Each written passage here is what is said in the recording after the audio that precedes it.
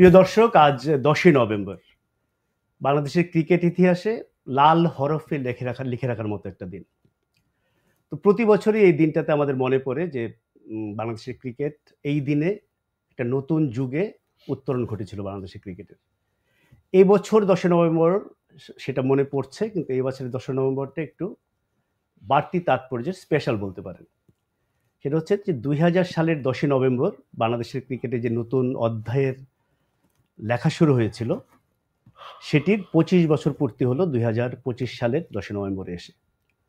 আপনি একটু কাব্যিক ভাষা যদি বলি, টেস্ট ক্রিকেটে বাংলাদেশের রজত জয়ন্তী।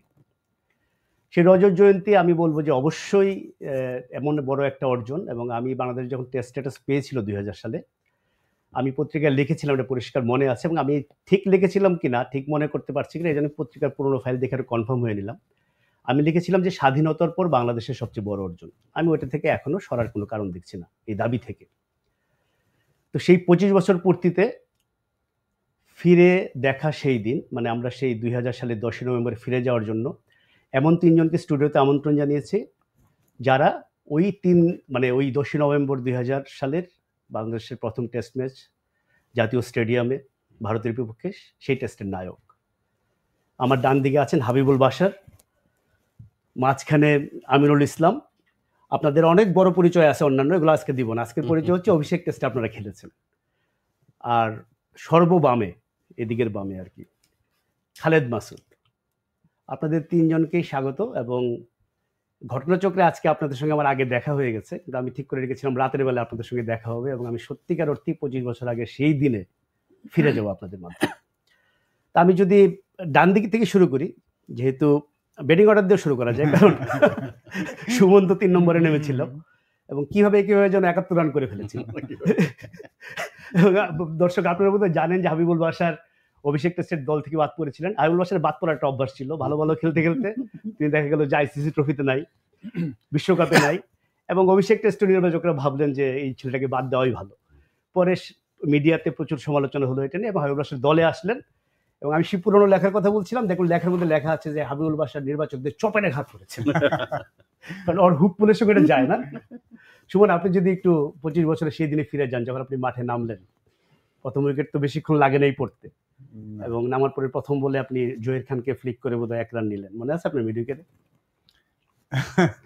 না, আমার খুব বেশি মনে দাদা, বিকজ মানে আমার বাদ ট্রান্সপোর্টে তো একটা অনেক বড় ব্যাপার ছিল আমার কাছে। ওই জবাব দেওয়ার মতো তেমন কোনো ব্যাপার ছিল না। I just enjoying my game. আমার মনে যে আমার সত্যি আমি পরে যখন ওই রিকল করি টেস্ট ম্যাচটা, সো আমি কমপ্লিটলি ব্ল্যাঙ্ক ছিলাম। আমার মনে আমি জাস্ট ইনস্টিংক্টে খেলেছি। অনেক সময় হয় না যে আপনি খেলছেন, একটা তো সুস্থ অবস্থায় টেস্টে ভাবে খেলা সম্ভব না। বাংলাদেশ প্রথম টেস্ট খেলতে নেমেছে, নেমে এরকম হুক পুল, আমার কাছে ব্যাপারটা ছিল নিজের কাছে নিজেকে প্রমাণ করা অনেকটাই, যে আমি either I am good enough, যে এইখানে খেলার মতো আমি গুড এনাফ কিনা, এটা নিজের কাছে ব্যাপার ছিল। আর খেলছিলাম যে ওদের ওরকম বোলিং তো আমি আগে কখনো খেলিনি, যদিও তার আগে আমরা একটা ভালো সিরিজ খেলে এসেছিলাম সাউথ আফ্রিকায়, সেখানে যে খুব রান করেছি তা না, বাট একটু ওরকম পেস বোলিংয়ের সাথে একটু পরিচয় হয়েছিল। দু একটা ওয়ানডে ম্যাচ খেলেছিলাম, বাট টেস্ট ম্যাচ তো ডিফারেন্ট ডেফিনেটলি। তো আমি যদি বলি আমি প্ল্যান করেছিলাম এই করব ওই করব, আসলে ব্যাপারটা এরকম নয়। ব্যাপারটা জাস্ট সহজত একটা খেলা না, আমি যে সেটাই খেলেছিলাম, সেটার জন্য হয়তো রানটা করতে পেরেছিলাম। বেশি হিসাব নিতাব করলে হয়তো এই রানটা করতে পারতাম না। ব্যাপারটা আসলে তেমন স্পেশাল কিছু না। আচ্ছা, আমি বুলবুলের কাছে যাই, এবং বুলবুল, আমি প্রথমে যে সিরিয়াল যেহেতু পরিচয় করে দিয়েছি, সিরিয়ালি একটু করে বলার সুযোগ দিচ্ছি। এরপরে কিন্তু কে কোনটা বলবে কোনো ঠিক নাই, আমরা একটা আড্ডা মারবো, সত্যি কথা। খুব ফর্মালি আমরা সেদিন এই ভেবেছিলাম, এইভাবে না, মাঠে যা যা হয় এগুলো আমরা শুনতে চাইবো। তো আমিনুল ইসলাম বুলবুল, দর্শক আপনারা জানেন যে হাবিবুল বাশার প্রথম হাফ সেঞ্চুরি করেছিলেন, তখন বুলবুলের মনে হলো হাফ সেঞ্চুরি করে ব্যাটসম্যান কীভাবে আউট হয়ে যায়। তো তিনি সেঞ্চুরি করলেন, সেটা যদিও দ্বিতীয় দিনের ব্যাপার ছিল। সেটা সেঞ্চুরি নিয়ে অনেক গল্প আছে, সেটা পরে আসি। শেষ পর্যন্ত 145, কোনো দেশের অভিষেক টেস্টে 3rd সেঞ্চুরি ছিল এটা, পরে আরেকজন করেছে, কেভিন ওব্রায়ান। তো বুলবুল তো ইতিহাস, এবং বুলবুলের মেলবোর্নের বাড়িটার নাম্বার হচ্ছে 100। তাই বলছিলাম 100 যেহেতু নিলেন, 145 নিলেই হয়তো। বুলবুল, আপনি তো অমর হয়ে গেলেন, বাংলাদেশ প্রথম টেস্ট খেললো, এরপর আর না খেললেও আপনি অমর। এই স্মৃতিটা যদি আপনি বলেন, এটি তো আপনার পরিচয়, যতই বোর্ড প্রেসিডেন্ট হন, যত কিছু হন। হ্যাঁ, আমি সত্যি গর্ববোধ করি যখন আমি ভাবি আমি বাংলাদেশ টিমে খেলেছি, বাংলাদেশের ক্রিকেট টিমের ক্যাপ্টেন ছিলাম। আর আমার কাছে এটা ওই 145টা ছিল একটা জার্নির মতো। জার্নিটা যেমন কেমন জানেন? যে ক্যাপ্টেন্সি হারালাম, তারপরে যেদিন টেস্ট স্ট্যাটাস পেল বাংলাদেশ, সেদিন ক্যাপ্টেন ছিলাম আমি। রাইট। তারপরে ক্যাপ্টেন্সি চলে গেল, টেস্ট টিমে ঢুকতে পারি কিনা জানি না। সুমন বলছিল সাউথ আফ্রিকা ট্রিপের কথা, জঘন্য ক্রিকেট খেলেছিলাম, মানে বাজে, যত ধরনের বাজেভাবে আউট হতো সব ছিল। আকরাম ছাড়া তো কেউ বোধহয় রান আকরাম করে ছাড়া না। কেউ রান বলে করে উইকেটও খুব ভালো ছিল না, উইকেটটা বাউন্সি ছিল, Bouncy ডেঞ্জারাস ছিল, উইকেট ছিল। হ্যাঁ, তো আমরা বৃষ্টি- ওখানে আমাদের তো একেবারে অভ্যাসই নেই এটা। অভ্যাসই নেই। তো সবকিছু মিলিয়ে তারপরে এমন প্র্যাকটিস ম্যাচ খেলছিলাম, আশরাফুল একটা নেট বলার টাইপ ছিল, ওর বলেও গুগলি দিয়ে বোল্ড হয়ে গেল। তারপরে ভাবছিলাম টিমে ঢুকি কিনা, তারপরে টেস্ট ম্যাচে সুযোগ পেলাম।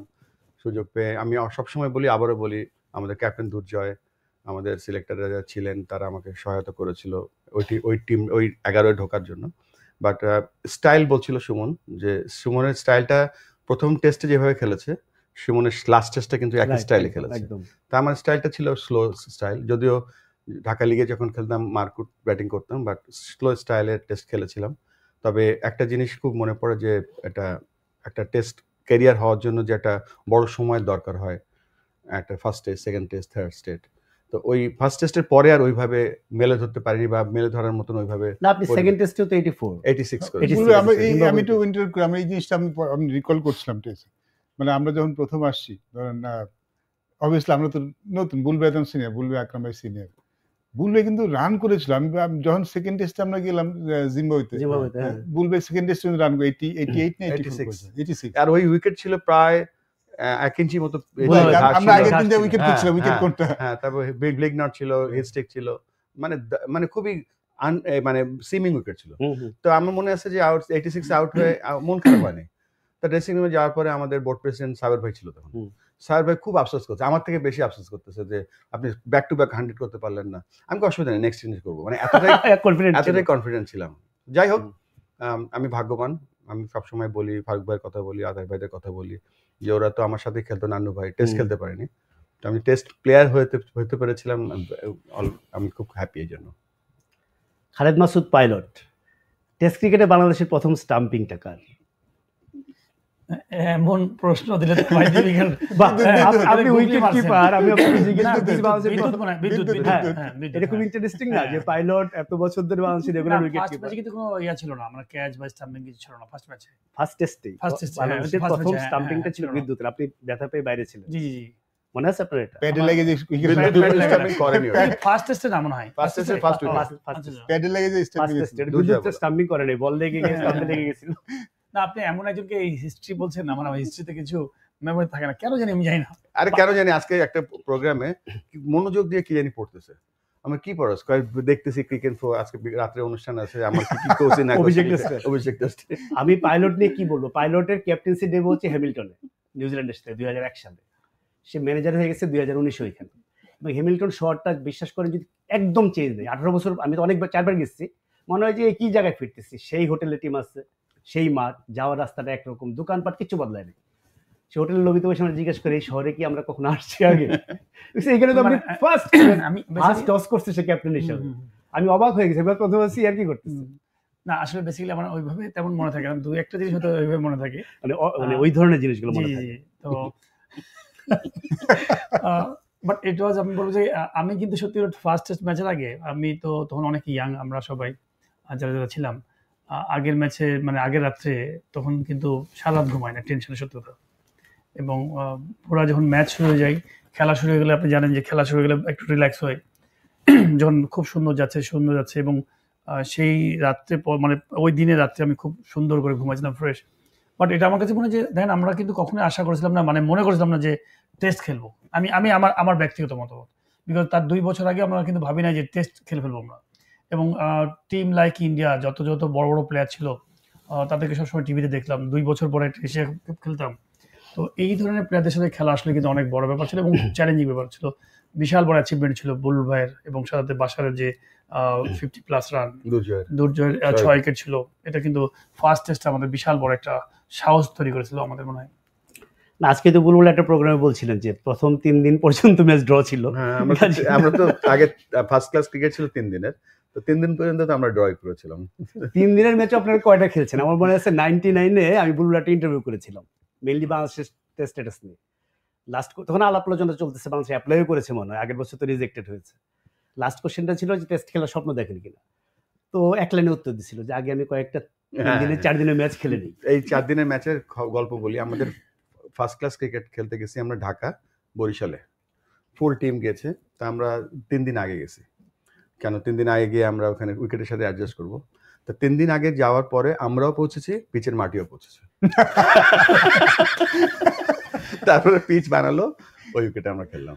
মানে এই প্রিপারেশন নিয়ে টেস্ট ম্যাচ এবং সেটা ইন্ডিয়ার সাথে।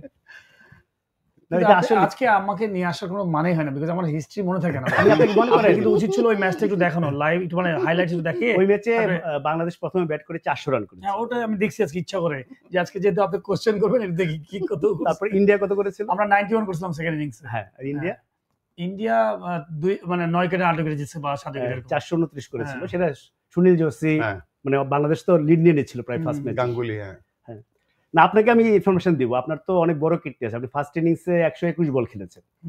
এই বুলবুল 9 ঘন্টা ব্যাট করে 145 করেছিল, এটা বিস্ময়। বাংলাদেশের ফার্স্ট ক্লাস ক্রিকেটেও এর আগে কেউ কখনো 9 ঘন্টা ব্যাট করে নাই।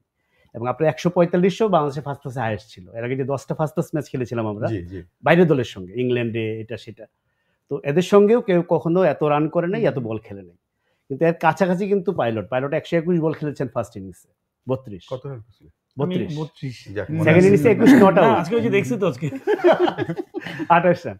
তো বুলবুলের আমি বলি যে আচ্ছা 10 নভেম্বরে যেহেতু ফিরে যাওয়ার কথা বলছি, 239 6 উইকেটে বাংলাদেশ দিন শেষ করলো।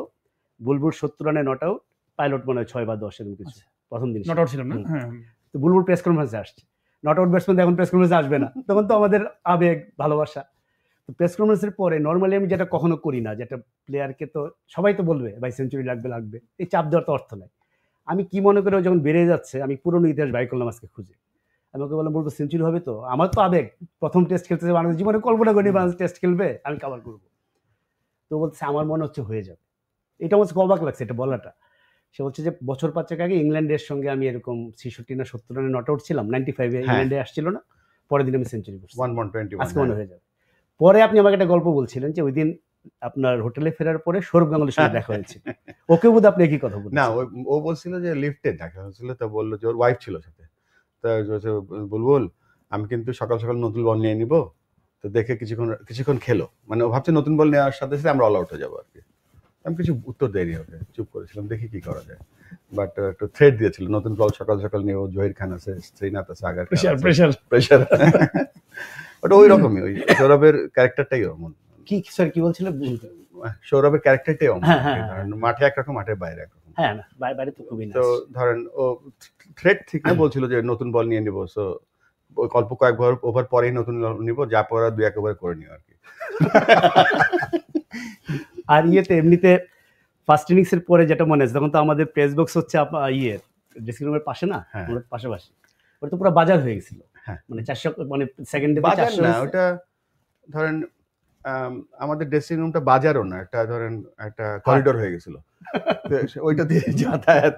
তারপরে ওইখানে এসেছিল ক্রীড়ামন্ত্রী, board president Mohinder Amarnath, Gordon Greenidge, যারা আমাদের মানে যারা আমাদের উৎসাহ দেওয়া বা আমাদের উপদেশ দেওয়া ছিল, সবাই টেস্ট ম্যাচের সময় ওই ড্রেসিং রুমে এসে বসছিল, গল্প করতেছিল।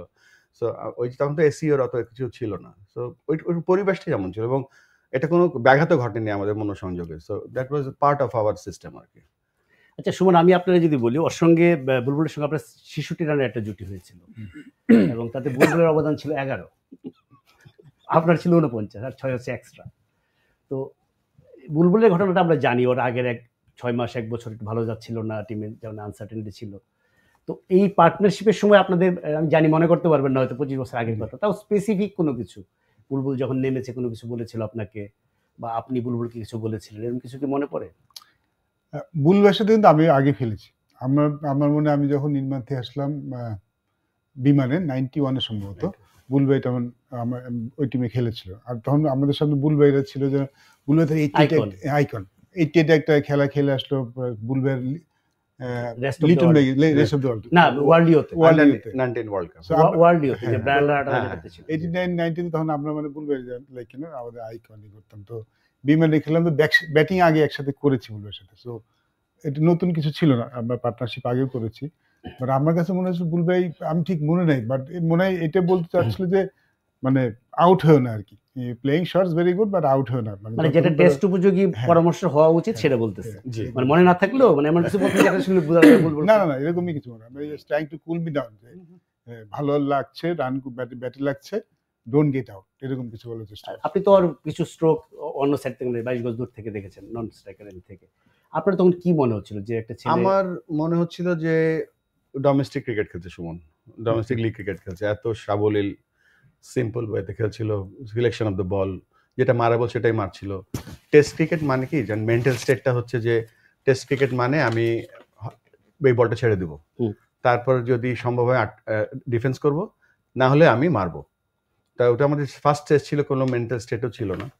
বাট হাবিবুল সুমন ব্যাটিং করছিল যেভাবে, ওই দিক থেকে দুইটা কাজ হচ্ছিল, একটা হচ্ছিল সাহস পাচ্ছিলাম আর একটা ভয় লাগছিল।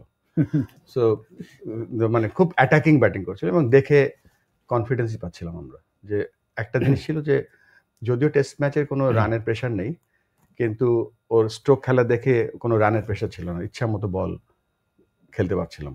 So it was a very, আমি বলবো যে সাহসী ইনিংস, এবং সাহসী ইনিংসটা আমাদের সকলকে সাহস দিচ্ছিল। খালেদ মাসুদ, আপনার নিশ্চয়ই মনে নেই যে বুলবুলের সঙ্গে আপনার 93 সালে একটা পার্টনারশিপ হয়েছিল। কত 93? পরের দিন তো সেঞ্চুরির সময় তো আপনি ছিলেন উইকেটে, এটা মনে নাই? আমি সিরিয়াসলি বলি, আমার আসলে পিছনে অত মনে আসলে আপনি তাহলে বলেন, আমি আপনাকে ক্লু দিব আপনাকে আটকানোর জন্য না, আপনার নিজের আসলে এক্স্যাক্টলি কি মনে আছে ওই 4 দিনে? অল্প কিছু মনে আছে, ড্রেসিং রুমটা কিছু মনে আছে। ড্রেসিং রুমে যেমন আমরা ইন্টারেস্টিং কিছু বলেন। এডি বার্লো ছিলেন, হ্যাঁ হুইল চেয়ারে, এবং খুবই এডি বার্লো আমাকে খুব, আমি বলবো যে আমার বেস্ট কোচ, এত মোটিভেশনাল ছিল আমাকে। যখন আমি আসছি নট আউট ছিলাম, আমার এটা মনে আছে এখন একটু বলাতে, যে তুমি এটা ব্রেকে আসছিলাম প্রথম, তো বলছো তুমি এত সুন্দর 30টা বল খেলছো, তো বেস্ট 30টা বল খেলছো, এই ওয়া কি সুন্দর একটা ড্রাইভ নিয়েছো, তো তুমি তাহলে আরো পারবে না কেন 30টা? তো এই কথাটা বলেছেন, আমার মনে তখন মনে যে আরো কেন পারবো না। তো এই 121টা বল তেমন অনেক সময় তো ওয়ার্ড এক্সচেঞ্জ তো হয়েছিল, মানে ইন্ডিয়ানদের সঙ্গে ওটা তো ধরেন আমাদের তো থাকে আমাদের প্লেয়ার লাইফে, যেমন আমরা সবাই কিন্তু কিছু কম বেশি তারা যখন দেয় আমরা তখন কিছু চেষ্টা করি, স্লেজিং যেটা বলি আর কি, তো এটা তো থাকবে। এটা ধরেন আপনারা ইন্ডিয়ান টিমরা হয়তো অত ইয়েভাবে করে না, হয়তো হালকা করছে, বাট আমরাও হয়তো ওইভাবে করেছি, খুব একটা বেশি মনে নাই। বাট অন্যান্য দেশের সাথে অনেক বেশি হতো আমার কাছে মনে হয়, যেমন শ্রীলঙ্কার সাথে খুব বেশি হতো। হয়তো আমরা ব্যাটিং করছি, পিছন থেকে ধরেন সাঙ্গাকারা এবং জয়বর্ধনে একদম ফাটায় ফেলতে একদম পুরো। এই আমি তো ধরেন ব্যাটিংয়ে যখন ডিফেন্স করতাম, খুব বেশি ডিফেন্স করতাম, তো শুধু সারাক্ষণ মানে এমন বাজে কথা বলতো, তো আমি এটা নিয়ে একটা গ্যাঞ্জামও লাগতো আপনারা যে ইয়ার সাথে কি বলে মুরলীধরের সাথে, আমি চাকার বলে দিয়েছি 2006 চাকার বলে। বাট ও লাকি যে ইনজাম কিছু বলে নাই, ইনজাম স্টোরি জানেন না? হ্যাঁ জানি কি একটা প্রশ্ন করছে ইনজাম, হ্যাঁ আলুর গল্পটা আমি লিখছিলাম, কি আলু কি বলতে ও জিজ্ঞেস করছে ইনজাম সরল মানে ইঞ্জি ভাই সব লোক আপকো আলু কি বলতে হয়, মানে বেসিক্যালি ইনজাম তো তখন ফর্মে নাই এবং খুবই অফ ফর্মে আছে, টিম থেকে বাদ পড়বে এরকম একটা অবস্থা। তো তখন পাকিস্তান আমাদের খেলা, তো আসার মধ্যেই আমি তখন থেকে শুরু করেছি যে ওর সাথে কথা বলবো, ওকে ডিস্টার্ব করবো, ও কথা বলতে চায় না। অনেক ব্যাটসম্যান দেখবেন যে ব্যাটিং এ যে কথা বলতে চায় না, ওরা সেট হওয়ার জন্য, আবার অনেকে আছে গল্প করতে চায় মিয়াদাদের মতো। তো যারা কথা বলতে চায় না তার সাথে বেশি কথা বলতে হবে, এটা হচ্ছে নর্মাল থিওরি। তো ও কথা বলতে চায় না, ওকে বলছে ইঞ্জি ভাই মানে তোমার সাথে কথা আছে, তো তাকাই না, টেনশনে তাকাচ্ছে না, ও বুঝে আছে সারাক্ষণ দোয়া পড়ছে, টেনশন আছে। তো লাস্টলি ও যখন পারছে না, আমার এতক্ষণ কোশ্চেন করে যাচ্ছি, তখন তাকাইছে, আমি বলছি ইঞ্জি ভাই তোমাকে আলু কেন বলে সবাই? আর তো বুঝতে পারছেন এমন ধরনের কিন্তু ভালো সরল একটা প্রশ্ন করছেন, মানে ওর জন্য তো খারাপ, আমার বোঝাচ্ছে ওর জন্য খারাপ না। এটা তো আমরা ইনজামাম পাকিস্তান নিয়ে আরো তো অনেক কাহিনী আছে, ওগুলো নিয়ে ভবিষ্যতে গল্পগুলো আজকে অভিষেক টেস্টে বলা ফেলেছি। সেকেন্ড ইনিংসে কি ডেফিনেটলি আমি যেটা শুনেছি যে ফার্স্ট ইনিংসে যখন 400 হলো বাংলাদেশের, তারপরে তো ওরা নিজেরা ব্যাট করতে নেমে গেল 429, প্রবাবলি থার্ডের রাতে অথবা সেকেন্ডের রাতে সৌরভ গাঙ্গুলি তার বোলার দিনে বসছিলেন, এবং বসে যেটা হয় আর কি, আপনারা সবাই তিনজনই ন্যাশনাল টিমের ক্যাপ্টেন, কি হইতে পারে অবস্থায় যে বাংলাদেশ একটা নিউ টিম 400 রান করে ফেলছে এবং বোলারদের ছুলে ফেলছেন। এবং সেকেন্ড ইনিংসে তো আসলে শ্রীনাথরা যেটা করছে পুরো বডি লাইন বোলিং করছে, জানে বাংলাদেশের শর্ট পিচ বলে প্রবলেম হয় পুরো, এখানে দীপকে যে বল করছে। সেকেন্ড ইনিংসে নিশ্চয়ই মাঠেও অনেক বেশি ঝাঁঝালো ছিল তারা, তাই না? আমি কিন্তু আউট হইনি। হ্যাঁ, 21 নট আউট, Not out. হ্যাঁ, সেকেন্ড ইনিংসে বুলবুল 30 আর পাইলট 21। বাকিদের নাম্বার বললে ফোন নাম্বার, আমার টেলিফোন ফোন- আমি নাম্বার, ফোন নাম্বার একটা অংশ টেলিফোন ছিল, নাম্বার। 6 জন। সেকেন্ড ইনিংসে নিশ্চয়ই ওরা বেশি অ্যাগ্রেসিভ ছিল মাঠে, তাই না? আমি তো অল্প কিছুক্ষণ ছিলাম। হ্যাঁ, aggressive বুঝতে ছিল। পারলেন? হ্যাঁ, বুঝতে পেরেছি। টোটালি আমার মনে হয় আগারকার অনেক কথা বলছিল, মানে আমাকে বেশ কিছু কথা বলেছে। তারপরে মোস্টলি আগারকারটা কথা বেশি মনে আছে, ওইটু বেশি কথা বলছিল। আর এমনিতে একটা জিনিস না, আরেকটা জিনিস দাদা, একটা জিনিস ব্যাপার হচ্ছে পিছে কিপিং করছে, এটাও কিন্তু খুব ইম্পর্টেন্ট। পিছে যদি কিপিং যদি ডিয়ারিং লোক থাকে তাহলে আপনার খুব বেশি ডিস্টার্ব হয়। শাবা করিম কিন্তু খুব ভদ্রলোক ছিল। হ্যাঁ হ্যাঁ, ভদ্রলোক। হ্যাঁ, হ্যাঁ। হ্যাঁ, বেচারার পরে একবার চোখে হ্যাঁ। বল লেগে গেল ঢাকাতে। ঢাকাতেই তো। হ্যাঁ। এসে না গেল। এমনিতে ধরেন ওইটা তো যতটা না একটা ক্রিকেট ম্যাচ ছিল, একটা ছিল একটা মানে ফেস্টিভ্যাল। হ্যাঁ। বাংলাদেশ আসলে এটা আপনারা আরো ভালো বলতে পারবেন। আমার মনে আছে যে আমি কলকাতায় যখন টেস্ট, আমি 93 থেকে অলমোস্ট কলকাতার সব টেস্ট কভার করেছি। বাংলাদেশে অনেক ক্রিকেটার আমার টেস্ট ম্যাচে গল্প শুনতে চাইত। মানে ইনফ্যাক্ট এই বোঝাচ্ছে এই কারণে যে সবার জন্য তো একটা ড্রিম কাম ট্রু ছিল। আমি যেমন নিজে সাংবাদিক হিসেবে কল্পনা করি নাই বাংলাদেশের টেস্ট ম্যাচ কভার করবো এত দ্রুত। আপনাদের ক্ষেত্রে তাই ছিল, এবং 1 মাস 1 সপ্তাহ টেস্ট স্ট্যাটাস পাওয়ার পর থেকে শুরু হলো, এবং টেস্টটা শুরু হওয়ার আগে 7 দিন ধরে কিন্তু টানা উৎসব ছিল, বিভিন্ন প্রোগ্রাম ছিল, সব ক্রিকেটের বিভিন্ন স্মারক দেওয়া হচ্ছিল, চিত্রাঙ্কন প্রতিযোগিতা হচ্ছিল, তারপর অনেক কিছু হয়েছে। তা আপনারা যখন খেলতে নেমেছেন আপনারা তো তখনই বুঝছেন যে পার্ট অফ হিস্ট্রি। ওইটা কিছু স্পেসিফিক কোনো জিনিস মনে পড়ে যে একটা মানে টেস্ট জিনিসটা? আমাকে আপনার সম্পর্কে আতার সবসময় এই কথাটা বলতো, আতার আলী খান, যে শিয়ার টেস্ট ক্লাস। বাংলাদেশ কিন্তু টেস্টের ধারে কাছে নাই তখন। আমি বলতেছি 94, 5, 6 ওই সময় সে বলতো ফাইনালি ইউ প্লেড টেস্ট। ওই ফিলিংটা কি আসলে? মানে আমি তো ওদের থেকে সিনিয়র। অবশ্যই। হ্যাঁ, নাকি? সিনিয়র। আমরা তো বড়ই হয়েছি ধরেন টেস্ট ম্যাচ, মানে রেডিও কমেন্ট্রি শুনতাম ছোটবেলায়, বিল লরির খেলা কমেন্ট্রি শুনতাম, বা ধরেন রিচি ব্যানো। রিচি ব্যানোরা ছিল তখন। তারপরে কলকাতা ইন্ডিয়াতে যখন খেলা হতো, পাকিস্তানে খেলা হতো, তখন তো টিভিতে খেলা দেখতো না, তো কমেন্ট্রি শুনতে শুনতেই ক্লাইভ লয়েড, সুনীল গাভাস্করের ফ্যান হয়ে গেছিলাম আর কি।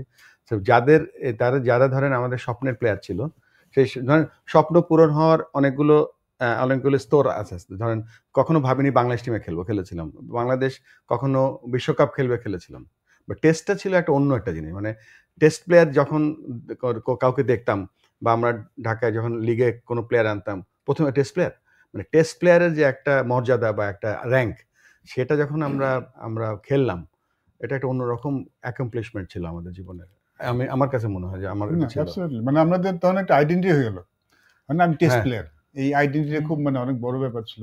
মানে আমার কাছে, আমি সে সবার কাছে ছিল যে আমি নিজেকে পরিচয় দিতে পারবো আমি টেস্ট প্লেয়ার, এটা অনেক বড় ব্যাপার। আর হয় কি, আর অর্জনটা ধরেন আমরা খুব লাকি ছিলাম যে আকরামও ছিল আমাদের সাথে, আতার ভাই, মনি, সবাই ছিল, রফিক, যে ওয়ান ডে স্ট্যাটাস পাওয়া, তার ওয়ার্ল্ড কাপ খেলা, ওই ধরেন 2-3-4 বছরের যে জার্নিটা ছিল, ওই জার্নির অংশ থাকতে পারাটাও একটা ভাগ্যের ব্যাপার।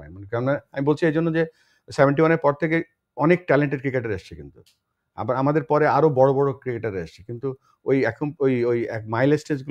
মাইলস্টোন গুলো পাওয়া, এটা একটা বড় ভাগ্যের ব্যাপার ছিল আমার কাছে মনে হয়। আমরা ওই অত ধরেন একেবারে এক্সট্রাঅর্ডিনারি ক্রিকেটার ছিলাম না, বাট ওই সময়টা ঘটে গেছিল ওই ঘটনাটা। আমাদেরকে অনেকে, আমি বিশেষ করে আমিও অনেক সময় যখন বাইরে যাই, অনেক সময় অনেক মানুষ বলে যে তোমরা যদি এখন খেলতে কত ভালো হতো। হ্যাঁ, বাট আমি আমার কাছে খুব প্রাউডলি ফিল করি যে আমরা কিন্তু টাফ টাইম কাটিয়েছি এবং সবচেয়ে মজার সময় কাটিয়েছি।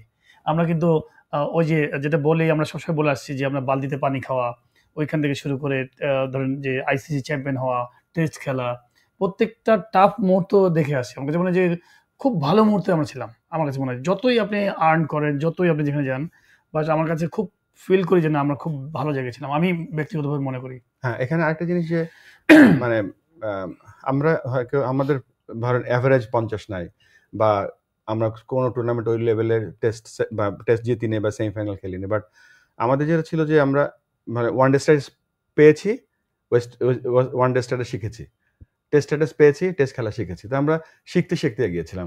So it was not easy to মানে অনেক ভালো পারফর্ম করা বা কিছু। তারপরে আমি আমাদের গ্রুপটাকে গ্রেটফুল, মানে নিজেরা ভাবি গ্রেটফুল যে ওই সময়টা আমরা খেলতে পেরেছিলাম। না, আপনি যেটা বললেন যে আপনারা তো ভালো প্লেয়ার ছিলেন না, এটার সঙ্গে পুরো একমত না আমি। এটা আসলে বুঝছি, আপনি আপনার জায়গা থেকে আপনি একটু বিনয় থেকে বলবেন। এটা তো আসলে সিঁড়ি।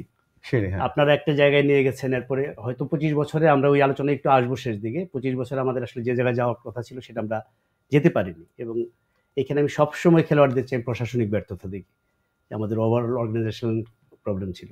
আপনি আপনার সময়ে you have done your bit. Pilot definitely এখনো আমি মনে করি বাংলাদেশের ক্রিকেট ইতিহাসের of the greatest wicket keeper, probably top 3 তো থাকবেই, টপ কি না এটা নিয়ে আলোচনা হতে পারে। বুলবুল মোটামুটি সুমন মোটামুটি খারাপ খেলতো না, 50টা টেস্ট 50টা টেস্ট খেলে আমরা ফেলেছে। তাদের শুধু পিছিয়ে ছিলাম মানে মেন্টালি, বিকজ আমরা তো সবসময় তাদের খেলা দেখতাম, তাই না? আমরা কিন্তু অনেক প্রচুর হার্ড ওয়ার্ক করেছি, প্রচুর লোকাল ডোমেস্টিক খেলেছি। আমার কাছে মনে হয় যে আমাদের শুধু ওই যে টিভিতে দেখতাম না, আপনি ধরেন একটা বিদেশি মানুষকে দেখলে সবসময়, তো তার কাছাকাছি যদি আপনি ড্রেসিং রুম শেয়ার করতেন রেগুলার, তাহলে কিন্তু আমার মনে হয় আরো বেটার ক্রিকেট খেলতাম আমার মনে হয় মেন্টালি। না, বেটার ক্রিকেট খেলার এখন এক্সপোজড হয়ে গিয়েছে অনেক কিছু, বা আমরা ধরেন এই কোচিং সিচুয়েশন, কোচিং স্ট্যাটাস বা কোচিং জিনিসগুলো নাড়াচাড়া করছি অনেক বছর ধরে।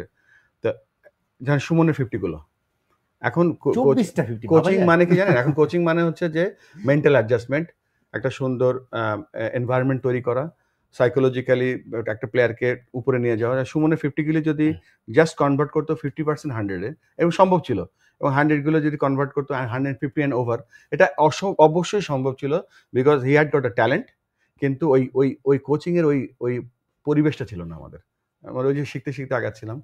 সো হয়তো আমাদের এই ব্যাচটা হয়তো আরেকটু বেশি বেটার কিছু করতে পারতাম অ্যাজ এ টিম, যদি আমাদের ওই লেভেলে কোচিং থাকতো তখন।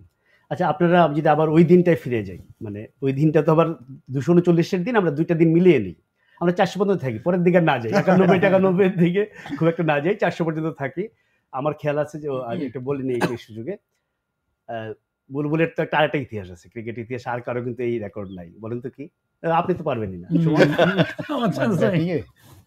এটা ঠিক মাঠের রেকর্ড না, মাঠের বাইরে। আচ্ছা, আমি এটা বলতে পারি, আমি বলতে হ্যাঁ, পারি। বলেন, I think I can- বলেন। মানে বুলভাই যেদিন 140 করলো, পরের দিন ফর সাম রিজন পেপার বন্ধ ছিল, শুধু বুলভাইয়ের জন্য স্পেশাল এডিশন মানে কি? বেরিয়েছিল। এটা কারোর জন্য, আমি শিওর যে কারোর জন্য কোনো বের না, আমি জানি না অন্য কোনো সেক্টরে বা অন্য বেরিয়েছে কিনা, যে কোনো একজনের কে ট্রিবিউট দেওয়ার জন্য স্পেশালি এডিশন করা হয়েছিল মিডিয়াতে। না, পেপার করা হয় না, এটা হচ্ছে যে মানে পরের দিন special edition। শবে বরাতের ছুটি, হ্যাঁ। 11 নভেম্বর, 10 নভেম্বর টেস্ট শুরু হলো, বুলবুল 70 নট আউট সেঞ্চুরি করলো।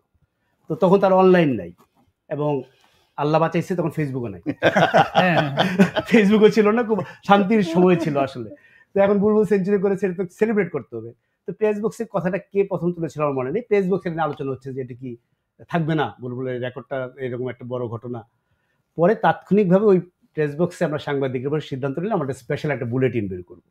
তো ট্যাবলয়েড সাইজে প্রেস বক্স নাম দিয়ে নামও প্রেস বক্স। হ্যাঁ, একটা বুলেটিন হলো, ওখানে যারা ছিলাম আমরা সাংবাদিক প্রত্যেকে টুকরা টুকরা লেখা লিখলাম। ওইটা কি আছে আপনার কাছে? আমার কাছে 2 কপি আছে, এবং আমি সত্যি বলি এখন না দেখলে আমি কেঁদে দিই মাঝে মাঝে, মানে এতটা আবেগপ্রবণ হয়ে যায়, মানে মানুষ এত ভালোবাসা দিয়ে লিখতে পারে, মানে প্রত্যেকটা কমেন্ট ইন্ডিয়ান সাংবাদিকরাও ছিল এখানে। হ্যাঁ, রাইট রাইট, মানে যারা ছিল প্রেস বক্সে সবাই লিখছে।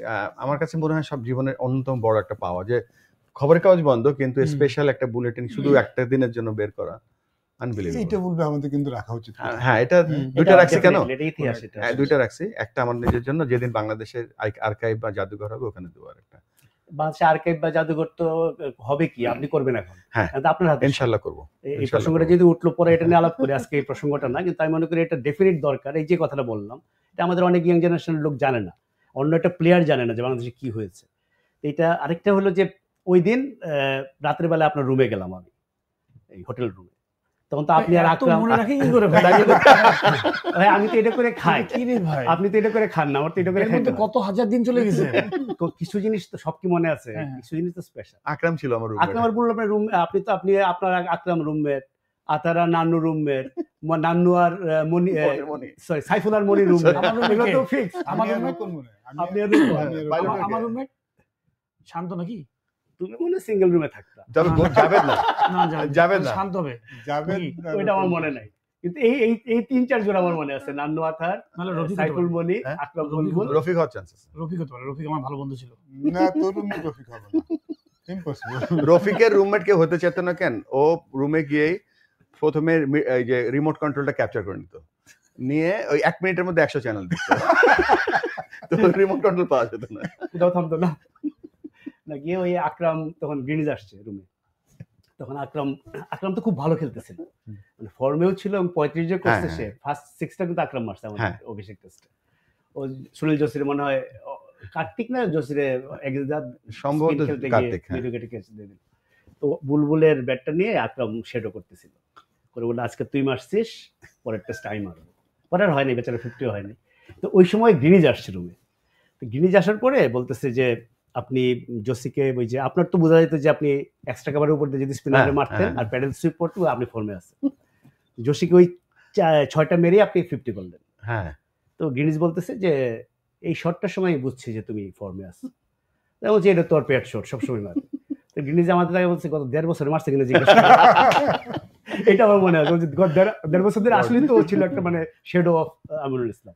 তো বলবো ওইখানে ওই যে 400 এবং আপনারা সেকেন্ডের পরেও তো একটা সেলিব্রেশনের মতো, এই যে বাংলাদেশ জিতে গেছে, তখন বাইরের থেকে তো প্রচুর নয়েজ আসছে টিমের হোটেলে। যেটা বললাম আপনার রুমে গিয়ে আমি গল্প করতেছি, ড্রেসিং রুমের কথা তো আগে বললেনই। আপনার স্পেসিফিক কোনো কিছু মনে পড়ে যে তখন তো প্রধানমন্ত্রী, রাষ্ট্রপতি সবাই তো মোটামুটি বলতে গেলে অভিনন্দন জানাই ফেলছে? তখনকার দিনে একটা কালচার ছিল ফ্যাক্স কালচার। তো ফ্যাক্স আসতো, হ্যাঁ ফ্যাক্স আসতো এবং প্রচুর ওই রুমের তলা দিয়ে ফ্যাক্স চলে আসতো অভিনন্দন দিয়ে। এটা খুব মনে পড়ে ওদিন। আর তেমন কিছু মনে পড়ছে না। 25 বছর পাইলটের মতো আমিও হয়ে যাচ্ছি। সুমন? না, আমার আসলে খুব বেশি আমার মনে আছে, এই বলতেই হবে আমাকে। প্রথম দিন যখন আমি নটর ছিলাম তখন আমার নাবিল ইসলাম আমার বড় ছেলে, ওর তখন বয়স হচ্ছে, ওর কিন্তু জন্মদিন 4 বছরে একবার আসে। আচ্ছা, লিপিয়ারে? হ্যাঁ লিপিয়ার, এবং 2000-এই। তো ডায়রিয়া। তো আমার ওয়াইফ ওকে নিয়ে গেছে এতে ICDDRB, আর আমি এখানে খেলছি। এটা মনে পড়ে আমার খুব ওই দিনটায়। যাই হোক, কিছু হয়নি পরে। মাঠের কিছু মনে না থাকলো, মাঠের বাইরেটা এটা সেটা? না, ওভারঅল আমার মনে আছে যে আমরা খুব মজা করতাম মাঠে। মাঠের দিয়ে একটা মজা বলেন না যেগুলো বলার মতো। আমরা যখন আমি কিপিং করতাম, হয়তো স্লিপসে ধরেন বুলবুল ভাই বা সুমন তারা আছে, আমরা কিন্তু খুব ছোট ছোট অনেক গল্প করতাম এবং খুব ভালো সময় কেটেছে, খুব সুন্দর মজার সময় গল্প করতাম। sleep.com। আচ্ছা, আপনি আমাকে ওই বলছিলেন না যাবে ভাই প্রথম ইমেল অ্যাড্রেস খুঁজছিলাম? হ্যাঁ হ্যাঁ, এটা কিন্তু ভাই আমি ডিজিটালি ফার্স্ট, এটা মনে আছে। এটা 2007-এ শ্রীলঙ্কা ট্যুরে ফার্স্ট দেখি যে আমাদের তাজ সমুদ্র হোটেলের নিচে গিয়ে সে এই তার ইমেল চেক করতেছে। তখন আমাদের কারো ইমেল নাই, আমরা তখন ফ্যাক্সে লেখা। 2007-এ? হ্যাঁ 2007। সময়ের চেয়ে অনেক আগানো, অনেক সময়ের চেয়ে সবসময় তো আগানো, অনেক ক্ষেত্রে আগানো। সপ্তাহে এখানে আলোচনা করা যাবে না, তাই না? না, একদমই না। আচ্ছা বুলবুল, আমরা যদি একটু ফাস্ট ফরওয়ার্ড করি, যে ফার্স্ট টেস্ট খেললেন আপনারা, আপনি 2002-এ লাস্ট টেস্ট খেললেন, 2002-এ লাস্ট খেললেন, সুমন খেললেন 2008 পর্যন্ত, 2008, পাইলট 2007। তো একটা কি আসতেছেন কেন? মনে রাখছে মজা কিছু মনে বলেছিলাম, বলেন। ও মনে আছে? ওরকম মনে নেই, আপনি বলেছিলেন। হ্যাঁ বলেছিলাম। একটা সুবিধা আছে, পাইলটের টেস্ট ডেবিউ কবে এই জিনিসটা সে ভুলবে না। আমাদের সবার সুবিধা আছে, আপনারা যারা 11 জন খেলছেন এইটা অন্তত পাইলটের মনে থাকবে। আপনার খেলোয়াড় কিছু মনে নেই খেলোয়াড় জীবনে? না, মনে আছে টুকটাক অল্প অল্প মনে আছে। সেঞ্চুরি করেছিলেন দাদা আমার, হ্যাঁ অল্প অল্প মনে আছে। আমার মনে আছে যে ধরেন সেন্ট লুসি যেটা সেঞ্চুরি করেছিলাম ওটা আমার কিছু ভালো মনে আছে, এই জন্য যে সুমন আর রফিক ফার্স্ট ইনিংসে সেঞ্চুরি মারলো, সেকেন্ড ইনিংসে আমরা যখন খুব ধস পড়ে গেছে, ধরেন 50 রানে না 45 রানে মানে 4 উইকেটে 5 উইকেট পড়ে গেছে, খেল নাই। তো তারপরে আমি নামছি, দেখি তখন টিনো বেস্ট জোরে বল করে, তখন ইয়াং প্রমিজিং নতুন জোরে বল করে। আমি ব্যাটিং করছি, ওর পেসটা আমি বিট হয়ে যাচ্ছি, সাইড দিয়ে বল চলেছে, খুব জোরে বল করছে। আমি তো একটু দুষ্টু টাইপের ছিলাম, আপনি সবাই জানেন না। আমি করলাম এর থেকে বাঁচার উপায় কি জানেন, সবচেয়ে ভালো যে আপনি একটু মাইন্ড গেম খেলা। আমি যখন ব্যাটিং করে যেই নন স্ট্রাইকারে গেছি, একটা ব্যাটে এজ লেগে থার্ড ব্যান্ডে অ্যাকশন এসে আমি যে ওকে স্পিনার শুরু করেছি, তুমি অফ স্পিনার, মানে just like real fast bowler, জোরে বলার। ও তো খেপে রাগা, আর অস্ট্রেলিয়া একটু ধরেন খেপে গেলে কিন্তু পাগলা ছিল, তো খেপে যে আমাকে বাউন্সার মারতে থাকে। আমার প্ল্যান ছিল এই টিনো বেস্ট তো 4 ওভার বা 6 ওভার বা 5 ওভার বেশি বল করবে না। তো আমি অঙ্ক করেছি 30 বলের মধ্যে যদি বাউন্সার মানে ধরেন 15টা, আমি 15টা বল পাস হয়ে যাবো আমার সুন্দর, বাউন্সার আমি খুব সুন্দর ছাড়তাম। তো উপরে বলে স্পিডে আমি জানি ধরতে পারবো না। এই যখনই ব্যাটিং করি ও বাউন্সার মানে আর ওর দিকে তাকায়, আমি হাসি আর ওরে বলি অফ স্পিনার, আর ও এরকম করে আর শুধু সে বাউন্সার মারতে থাকে আমাকে। আমি চাচ্ছি তুই বাউন্সার মেরে বলগুলো শেষ কর। এইভাবে আমার মাঝে সেঞ্চুরিটা করতাম। সত্যি বলি, আমি ওই প্ল্যানটা করে আমি ওর কাছ থেকে মানে বেসিক্যালি মানে রান করে ফেলেছিলাম সুন্দর করে। আপনারা যেমন অনেক কিছু মনে পড়ছে কিন্তু বলতে পারছেন না, সবকিছু তো বলার মতো না। নিজেরা যখন মাঠে থাকেন, নিজেরা কলিগ, ফ্যামিলির মতো অনেক কথা হয়। আমরা খুব ভালো পার্টনার, আমরা সবাইকে হেল্প করছি। তো ওই মানে আপনার ওই সেঞ্চুরিটার মানে সেন্টুসের সেঞ্চুরির আগের দিন, এই আগের দিন বিকালে অনেক কিছু মনে থাকে আমার। ওইখানে যে হোটেলটা ছিল মাঝখানে একটা খোলা জায়গা ছিল, ওইখানে আমরা বসেছিলাম। Pedro Colin. হ্যাঁ পেট্রো কলিন্স মনে আছে, হ্যাঁ অনুষ্ঠানে পরে তো আমরা ওটা হাবিবেরও মনে থাকে না, তো ওটা আলোচনা করা যাবে না হ্যাঁ এখানে। না এখানে এটা আমরা অনুষ্ঠানে শেষ হবে। হাসপাতালে আমরা তখন ওটা চেক ইন করলো, খেয়াল আছে চেক ইন করছে উপরে হ্যাঁ, দেখছিলাম উপরে আমরা, ছিলাম, পর্দা হ্যাঁ। সরানো ছিল। ঢাকাতে। ঠিক আছে, আমি যদি একটু ফাস্ট ফরওয়ার্ড করি বুলবুল, এটা খুবই আমি বলবো যে মানে বিস্ময়কর ঘটনা যে টেস্ট ক্রিকেটে বাংলাদেশের পা রাখার 25 বছর পূর্তি রজত জয়ন্তীর সময় আপনি বোর্ডের প্রেসিডেন্ট, এবং এটা মানে আউট অফ দ্য ব্লু। আপনি অনেক কিছুই আমি অবশ্যই আপনি প্রেসিডেন্ট হওয়ার যোগ্য আর অনেক কিছু হওয়ার যোগ্য, কিন্তু এটা হঠাৎ করে মানে পুরো নিয়তি মনে বসিয়ে দিল আপনাকে। উনিও বাংলাদেশ ক্রিকেট বোর্ডের খুব গুরুত্বপূর্ণ একটা পদে আছেন, ডেভেলপমেন্ট কমিটির কোঅর্ডিনেটর বোধহয় আপনি এখন, সারা দেশে head of operation, head of operations, মানে খুব মানে প্রেসিডেন্টের পরে সবচেয়ে ইম্পর্টেন্ট। আপনি বোর্ড ডিরেক্টর হয়ে গেছেন, মানে আরেকটা স্টেজে হাই পারফরম্যান্স চেয়ারম্যান। এবং চিন্তা করলে 3 জনের হাতে কিন্তু বাংলাদেশের ক্রিকেটের হ্যাঁ। 3টা খুব কি পয়েন্ট আছে। এই 25 বছর পরে যখন আমরা আসলে পিছনে তাকাই, আমি একটা আজকে লেখা লিখেছি যে টেস্ট ক্রিকেটে রজত জয়ন্তী উদযাপনের সঙ্গে মিশে থাকে দীর্ঘশ্বাস।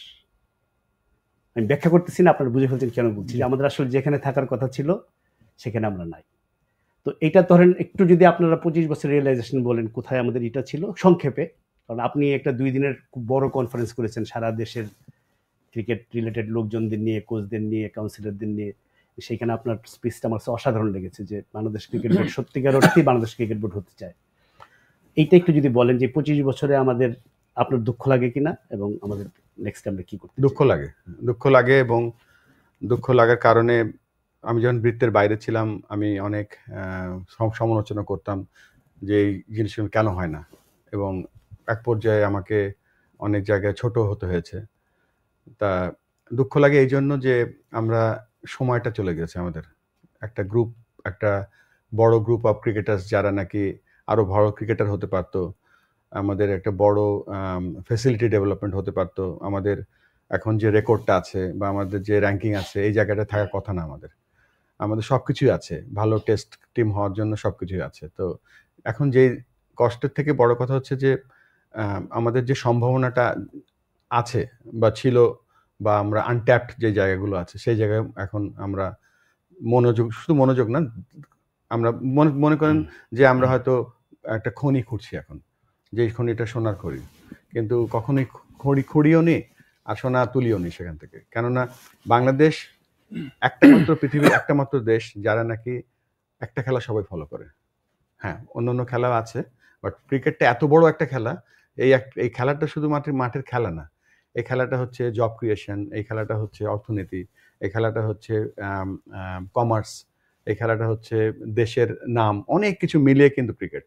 আমরা কোনো কিছুই করিনি, আমরা শুধুমাত্র জাতীয় দল নিয়ে ব্যস্ত ছিলাম এবং জাতীয় দলের নিচে যে কাজগুলো করার সেগুলো করিনি।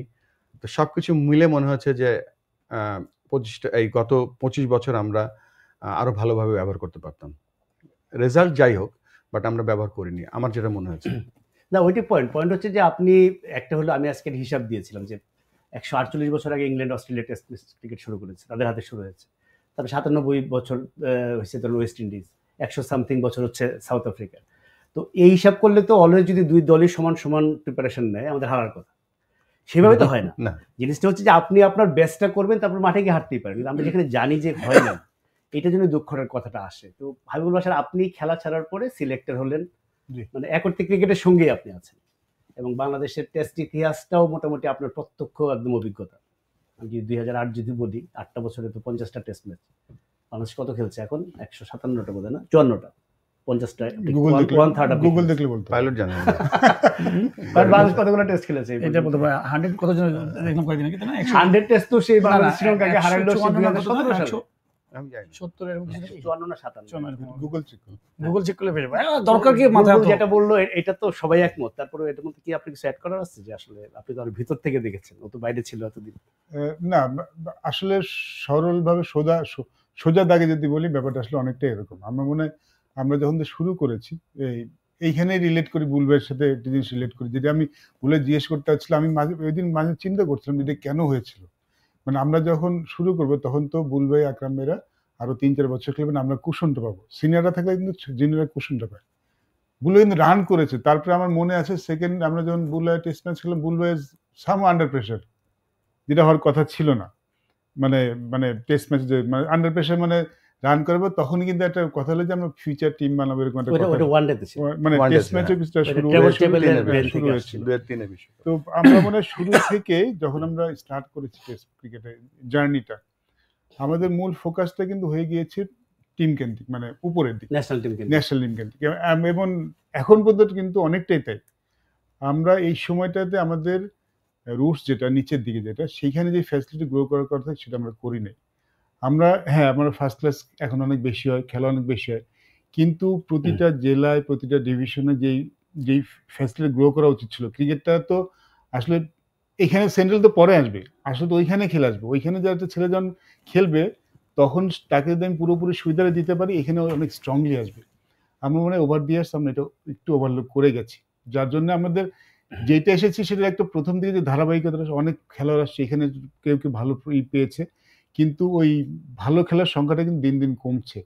ইনফ্যাক্ট এই বছর অ্যালার্মিং এটা আমাদের, যে আমি তো এখন যেহেতু ডেভেলপমেন্টে কাজ করছি, আমাদের প্রতি বছর আন্ডার-18 কিন্তু গ্রুপ অফ প্লেয়ার অনেক বেশি থাকে, এবার কিন্তু কম। আমাদের এবার টিমটাই ফার্স্ট বোলারের সংখ্যা কম, কারণ ওই সংখ্যাটা সামো পিছু নেই।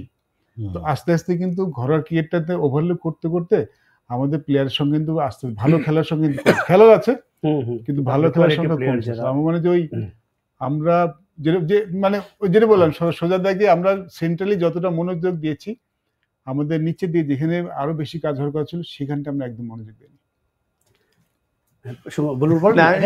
না, ওই যেটা বলছিলাম যে ওই আইসিসিতে থাকার কারণ সময়, কোভিডের সময় আমার সবাইকে অনেকে প্রজেক্ট দিছে, যে কোভিডের সময় তো সব ওয়ার্কিং ফ্রম হোম, আমাকে প্রজেক্ট দিয়েছিল আইসিসির হাই পারফরমেন্স ফ্রেমওয়ার্ক বানানোর জন্য।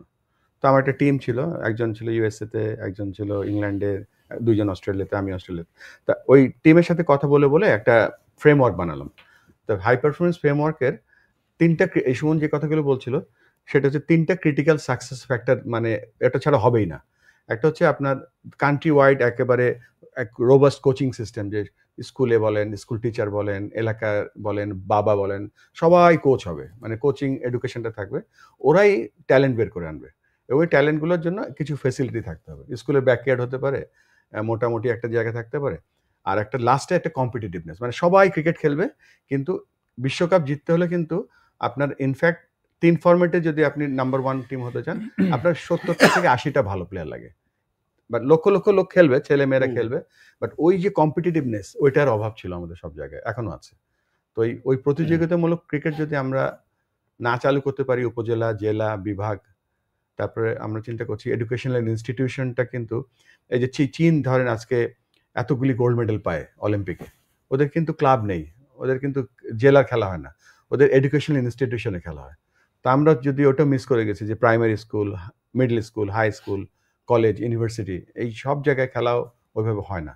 তো ওই সব যদি আমরা এখন চালু করি, বাট ওই কম্পিটিটিভনেসটা যদি আমাদের না থাকে, কোনো লাভ নেই। তো ওইখানে আমরা বেশি ফোকাস দেবো, এখন থেকে আমরা চেষ্টা করবো সেটা।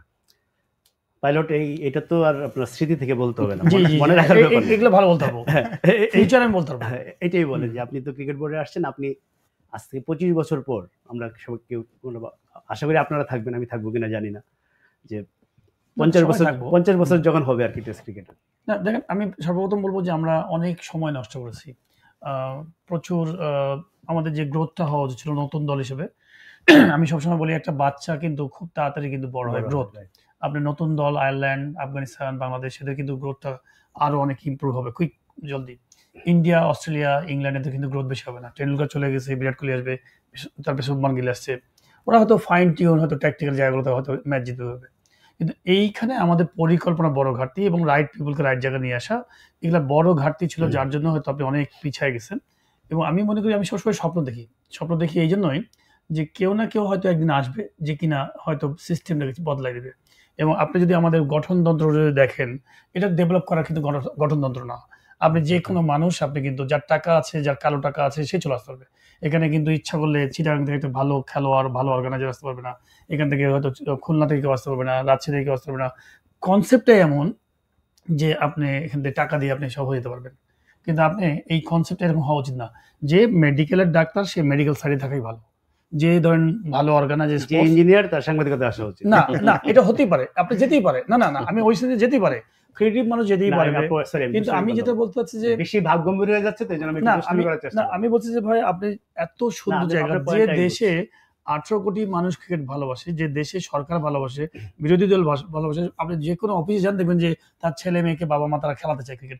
এই দেশে কেন ভালো হবে না? সিস্টেমটাকে বদলাতে হবে। এবং ম্যাক্সিমাম মানুষ এখানে যারা আসছেন, হয়তো কিছু মানুষ 100 মানুষ বেনিফিট হয়, কিন্তু 18 কোটি মানুষ ক্ষতিগ্রস্ত হয়। আপনাকে রাইট পিপলকে রাইট জায়গায় নিয়ে আসতে হবে, আর প্ল্যানিং, যে আমার কাছে মনে হয় যে এই প্ল্যানিংটা করলে আমি শিওর যে A to Z খেলতে হবে, মানে আপনার উপজেলা পর্যায়ে পর্যন্ত যেতে হবে।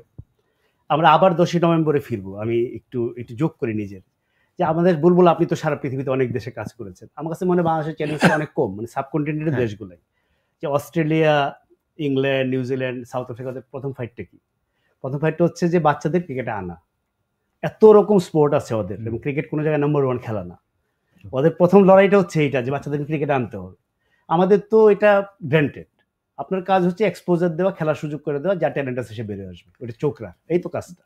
এবং আমি আজকে মানে বোর্ড প্রেসিডেন্টের কাছে এই সুযোগে, এখানে বোর্ড প্রেসিডেন্ট হিসাবে, প্রথম টেস্টের সেঞ্চুরিয়ান হিসেবে না, একটা আর্জি করে রাখি, এই যে সুমন, আপনি তিনজনেই, আপনারা যখন জাতীয় লিগ শুরু করেছিলেন, যেটা 99 সালে শুরু হইলো আপনার আইসিসির পিরাপিরিতে টেস্টার্সের জন্য পূর্ব শত্রু হিসেবে, 2000, 2001, 2, 3, 4 পর্যন্ত জাতীয় লিগ ছিল হোম অ্যান্ড অ্যাওয়ে। আপনি আঞ্চলিক যে কোনো প্রতিযোগিতা হোম অ্যান্ড অ্যাওয়ে না হলে তো হবেই না। আপনি কালকে যেটা বললেন যে রাজশাহীর লোক বাস ভরে খেলা দেখতে আসবে তার দলে, কখন আসবে? যে যখন দলটাকে মনে করবে এটা আমার দল, এক্স্যাক্টলি, যখন সে জানবে রাজশাহীতে খেলা হবে, সামনের সপ্তাহে আমার দলের খেলা আছে, সে মাঠে যাবে।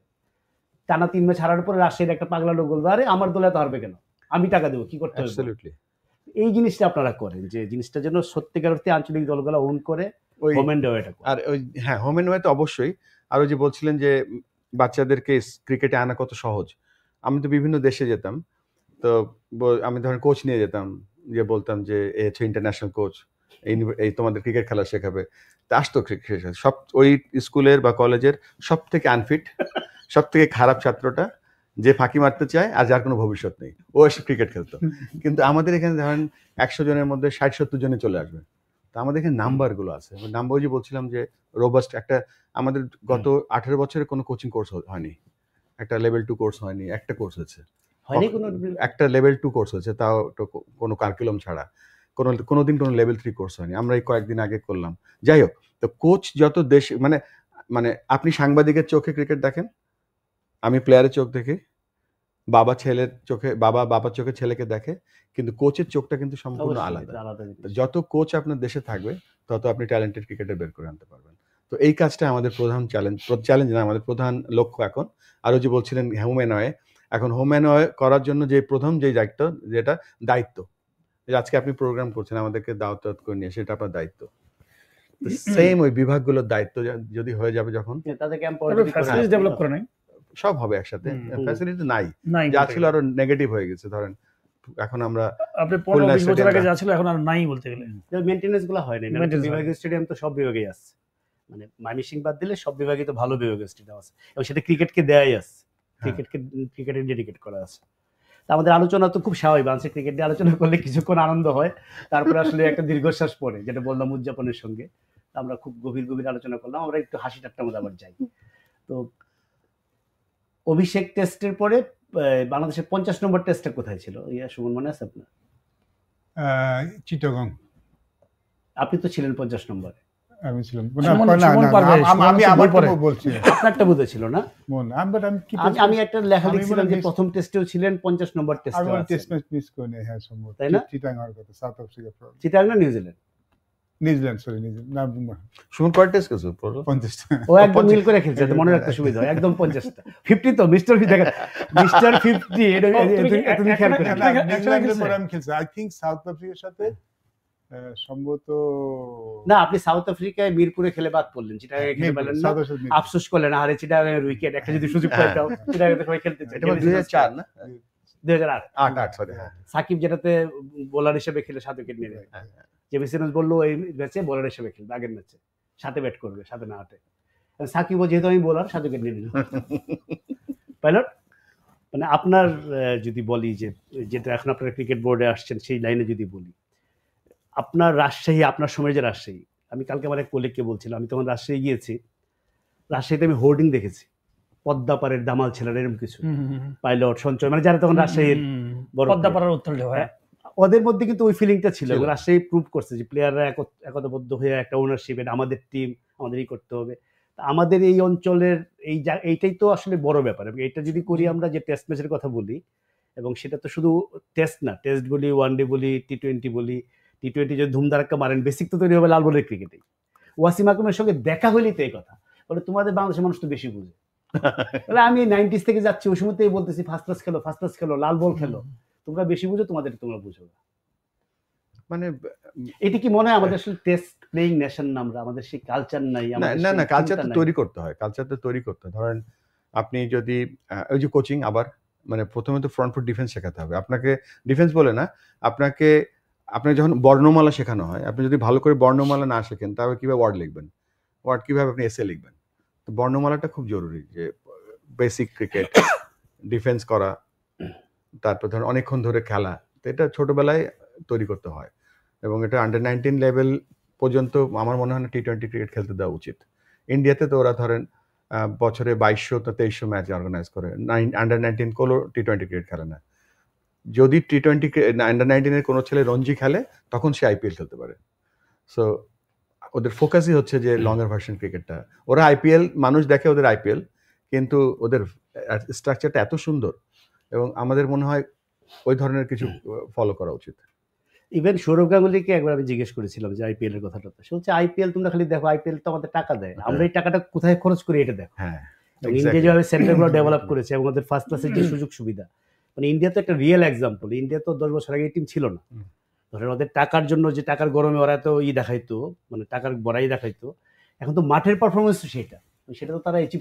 নিচ থেকে আমার কাছে মনে হয় যে নিচ থেকে প্রোডাকশন হচ্ছে না, বিকজ হচ্ছে একটা হচ্ছে বলবে যে রুট লেভেলে বাচ্চারা সবাই খেলবে কম্পিটিটিভ ক্রিকেট, যেমন হচ্ছে প্রত্যেকটা জেলায় যেমন লিগ, আপনি বলি এখন দেখেন লিগ যখন প্রত্যেকটা জেলায় হবে, 64 জেলায়, এবং 64 জেলায় এখন কত প্লেয়ার খেলবে, এই প্লেয়ার যারা বেস্ট প্লেয়ার তারা বিভিন্ন ডিস্ট্রিক্টে কিন্তু খেলে বেড়াবে। তো সেন্সগুলো ডেভেলপ করে, ম্যাচ সেন্সগুলো ডেভেলপ করবে। আজকে যে জায়গায় আমরা অবস্থানে আছি, মেন প্রবলেমটা হচ্ছে এখান থেকে আমরা বিট করতে পারছি না। আজি মুশফিক বলেন, সাকিব, তামিম, তাদেরকে যে আরো তারা বয়সের কারণে শেষের দিকে ছাড়ছে, রিটায়ারমেন্টে যাচ্ছে, কিন্তু তাদেরকে যে আরো 10 বছর আগে একটা মানে অ্যালার্ম দিবে যে না তুমি বেড়াও, আমি আসছি, এইটা হয়তো অন্য পার্শ্ববর্তী দেশে আছে, কিন্তু আমাদের দেশে নাই, জাস্ট বিকজ অফ আপনাদের নিচের দিকে ওই পাইপ লাইনে যারা আছে তারা প্রচুর পরিমাণ ক্রিকেট খেলতে পারছে না। এইখানে আমার কাছে মনে হয় খুবই ইম্পর্টেন্ট যে ওই গঠনতন্ত্র বলেন। এবং আরেকটা জিনিস হচ্ছে বলবো যে ম্যাক্সিমাম জেলাতে তারা ওই জেলাগুলোতে কমিটি থাকার জন্য হয়তো একটা, যেমন সাপোজ রাজশাহীর কথাই বলি, 10টা প্রিমিয়ার লিগ খেলে টিম, তো 10টা প্রিমিয়ার লিগ 10x15 হচ্ছে 150 প্লেয়ার প্রিমিয়ার লিগ খেলে রাজশাহী জেলায়। এত প্লেয়ার কি কোয়ালিটি আছে? নাই। আপনি ওইখান থেকে কমাই নিয়ে যদি 6টা টিম বানান প্রিমিয়ার লিগের জন্য, ওদের কাছে ডাবল লিগ, ট্রিপল লিগ খেলুক, যেন ঘুম আরাম হয়ে যাবে। এক নম্বরের সাথে 6 নম্বর, যখন আপনি কোয়ালিটি ডেভেলপ করবে, তখন আস্তে আস্তে করে, যেটা আইপিএল হয়েছে, প্রথমে কিন্তু অল্প কয়েকটা টিম ছিল, পরে আস্তে আস্তে করে তারা বাড়াইছে, এখন এমন কোয়ালিটি হয়েছে আরো একটা দুটো টিম বানালেও তাতে কিন্তু কোনো সমস্যা হবে না। আমরা এখন গুটায় নিয়ে আসবো, অনেকক্ষণ গল্প হলো, সারা রাত করতে পারবো গল্প। তো একটা আমি আপনাদের বলে রাখি, একটা হুঁশিয়ারি দিয়ে রাখি, সেটা হচ্ছে যে আজকে যেমন আপনারা নিশ্চিন্তে বললেন যে এই হয় না, এই করা উচিত ছিল, 2 বছর পরে আলোচনাটা কিন্তু এইটা হবে না। এখন করার দায়িত্বটা আপনাদের, কিন্তু তখন বলবো বুলবুল কেন হয় না, সুমন কেন আপনি পারেন না? ইনশাআল্লাহ করবো আমরা, অবশ্যই আমাদের তো কিছু পাবার না, আমাদের বড় দেবার আছে। বুলবুল কি বলেন? মানে হ্যাঁ, এই একটা সুযোগ আসলে, এতদিন তো কথা বলেছি, এখন যদি আমরা এটা প্রয়োগ না করতে পারি, তাহলে তো মানে মানুষের কাছে কি বলবো। আর সম্ভাবনা আছে, আপনি দেখেন ইনশাআল্লাহ সম্ভাবনা আছে, সবার সহযোগিতা লাগবে, সবার হেল্প লাগবে। এটা আপনাকে হেল্প আছে বলে তো আজকে প্রায় 270 জন একটা রুমের মধ্যে ছিল, 2 দিন ধরে কনফারেন্স করলাম, সবাই হাসতে হাসতে গেল।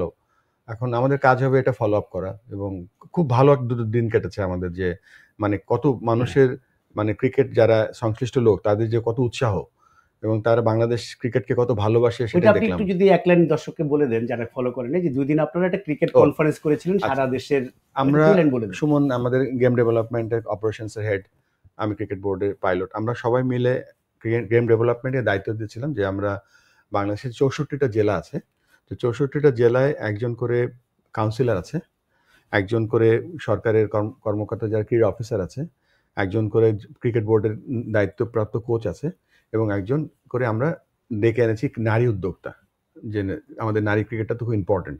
তো সব যখন এসছে, তখন আমরা 2 দিন ধরে প্রোগ্রাম করেছি, যে কোচদের রোল কি হওয়া উচিত, জেলা ক্রীড়া অফিসারের রোল কি হওয়া উচিত, নারী উদ্যোক্তারা কিভাবে ক্রিকেটকে নিয়ে আসবে, তারপরে কাউন্সিলরদের অ্যাকচুয়ালি রোলটা কি, এবং কিভাবে তারা তাদের জেলায় জেলায় লিগ চালু করতে পারবে, ওই লিগ চালু করার জন্য কি কি সাহায্য আমাদের থেকে দরকার, তাদের কি আছে এখন, তারপরে তারা ওইখান থেকে কিভাবে বিভাগীয় দলটা করবে, তারা অ্যান্টি কারাপশন ক্রিকেটটা কিভাবে তারা প্রোটেক্ট করবে, পিচ কিভাবে বানাতে হয়, আমাদের গ্রাউন্ড ডিপার্টমেন্ট লেকচার দিয়েছে।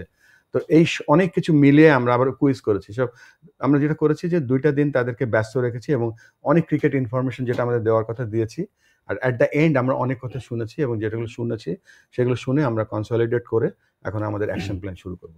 তবে আমি রিয়েলি গ্রেটফুল, আমাদের ক্রিকেট বোর্ডের ডিরেক্টর আছে, সুমনের টিম, অবশ্যই পাইলটের টিম, সবাই অক্লান্ত পরিশ্রম করেছে। বাট এটা হলো আমাদের ডিসেন্ট্রালাইজেশনের স্টেপ 1।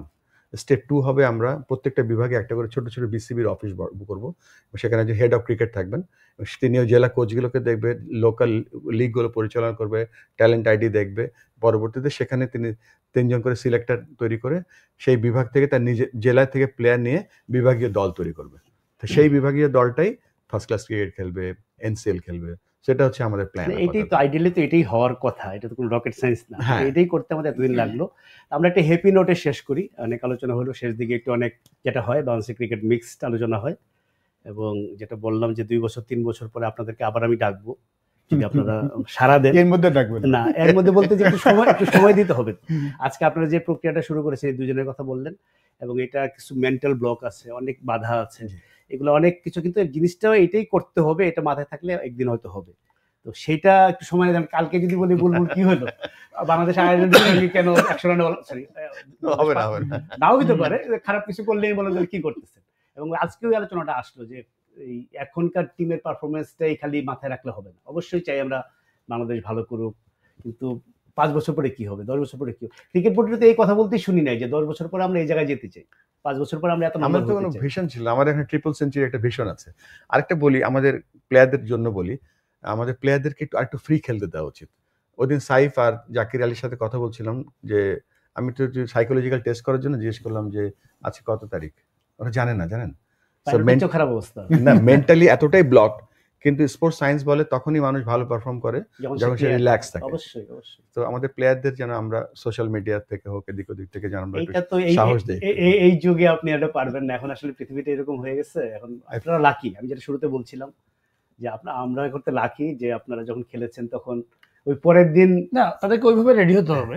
সেটাই বলছি, এখন যুগটা এরকম যে এইগুলোর থেকে নিজেকে কিভাবে, তেন্ডুলকারও তো একটু নয়েজের মধ্যে খেলছে, মানে আপনি যখন ওই যে পরের দিন অপেক্ষা থাকছেন পত্রিকা কি লিখবে, সেটাই। এখন তো আপনি মাঠের থেকে আপনি আউট হয়ে আসার আগে দেখা গেলো যে এটা নিয়ে বিরাট কিছু চলে যাচ্ছে। তো পাইলট একটা ভালো কিছু বলে, একটা গান গেয়ে বা একটা কবিতা একটা কিছু, একটা আনন্দে হাসি দিয়ে, না না না না, একটা হাসি দিয়ে জীবনে আমার এই গলাতে হবে না, এই গলাতে হবে না, কিছু দিয়ে এমন ভাবে পচায় না। লাইভে আছেন আপনি ভাই, আপনি বুলবুল ভালো গান গাই, বুলবুল নাটক ভালো পারে, sleep.com এ দেখা গাইতে না। আচ্ছা, পাইলট নাটক করেছেন তাই না? হ্যাঁ, আমি নাটক করেছি। বুলবুল নাটক, হ্যাঁ আপনি কয়টা করেছেন? দুইটা হ্যাঁ। আচ্ছা, বুলবুলের নাটক করেছো জানেন? বুলবুল করেছেন না, ক্যারেক্টার কি ছিল জানেন? না, ওটা বলার মতো না। মানে আমাদের এলাকার নাটক তো নাটকের নাম ছিল এ লাশ রাখবো কোথায়, তার 4টা লাশ দরকার ছিল, তা আমি ওয়ান অফ দ্য লাশ ছিলাম। খুব ভালো অভিনয় করছিল, নড়াচড়া করেন না ভাই, ওটা কিন্তু কঠিন আছে ওইটা অভিনয় করা, কথা বলার চেয়ে চুপচাপ শুয়ে থাকাটা। ও সুমন ভালো গান গাও একটু। সুমন গান শুনে গান গাওয়ার দরকার নেই, আপনাদের মানে কাঁধে যে দায়িত্ব অর্পিত হয়েছে, আমি সিরিয়াসলি আপনাদের সঙ্গে একমত, যেটা আসলে যত না দায়িত্ব তার সুযোগ। নিজেরা ক্রিকেট, বাংলাদেশ ক্রিকেট ইতিহাসের একদম ইন্ট্রিগাল পার্ট। আপনারা আর কিছু না করলেও আপনারা ক্রিকেট ইতিহাসে আপনাদের নাম থাকবে, মানে দুর্ভাগ্যজনক হলে সত্যি। মনে রাখতে হবে। দাদা আপনি যেটা বলছেন নাম থাকবে, ঠিক আছে, নাম থাকলো, কিন্তু রিটার্ন দেবার অনেক কিছু আছে। আমি এটাই বলছি যে নাম আপনাদের থাকতো, আপনারা যেহেতু সুযোগটা পেয়েছেন, you can change Bangladesh cricket. আশা করি সেটা আপনারা করবেন। আপনাদের সবার জন্য শুভকামনা। এবং এই 10 নভেম্বর তো আমরা প্রতি বছরেই বার্ষিকী থাকবে, প্রতি বছরই হয়তো আমরা হিসাব মিলাবো। তো সামনের দিনগুলো এরকম হোক যে প্রাপ্তি অপ্রাপ্তির এইটা ফারাকটা আস্তে আস্তে কমে আসুক ইনশাআল্লাহ। তো ধন্যবাদ হাবিবুল বাশার, ধন্যবাদ আমিনুল ইসলাম, খালেদ মাসুদ। আমাদের ডাক নামে ডাকটা নিষেধ, কিন্তু যেহেতু আড্ডা মারার সময় পাইলট বুলবুল সুমন না বলে ঠিক জমে না, এই জন্য বললাম। আশা করি আপনারা কিছু মনে করেননি। আপনাদের অনেক ধন্যবাদ। প্রিয় দর্শক, আজ এ পর্যন্তই। আর আসলে যেটা হয় যে ক্যামেরার সামনে যখন আমরা লাইভ প্রোগ্রাম করি তখন তো একটু আড়ষ্টতা চলেই আসে, ক্যামেরাটা বন্ধ করার পরে আমি আসলে এই ৩ জনের সঙ্গে সারা রাত গল্প করতে পারবো। কিন্তু আমার ধারণা সেই গল্প সবকিছু আপনাদের সঙ্গে শেয়ার করার মতও না, এবং আপনাদেরও অন্য কাজ-টাজ আছে। সারা রাত ধরে আপনারা সেটা দেখবেন বলেও আমার মনে হয় না। আমি শেষ করতে চাই এটাই বলে যে এই ৩ জন বাংলাদেশের ক্রিকেটের একটা মানে খুব যদি আমি সেই রচনার ভাষায় বলি, বাংলা রচনার ভাষায়, বাংলাদেশের ক্রিকেটের উজ্জ্বল নক্ষত্র। তো এই নক্ষত্র ঘটনাচক্রে তারা অ্যাডমিনিস্ট্রেশনে এসেছেন এবং তাদের সত্যিকার অর্থে সুযোগ এসছে বাংলাদেশের ক্রিকেট বদলে দেওয়ার। ২৫ বছর পরে এই বাংলাদেশের টেস্ট ক্রিকেটের রজত জয়ন্তীতে আমরা যে দীর্ঘশ্বাসের কথা বলছি, আজ থেকে আরও ২৫ বছর পর যখন আমরা আবার সেলিব্রেট করবো, ডেফিনেটলি প্রতি বছরই করবো। আশা করি বাংলাদেশের ক্রিকেট অনেক বদলে যাবে ঠিক পথে, এবং সেটার পেছনে বড় ভূমিকা থাকবে এই ৩ জনের।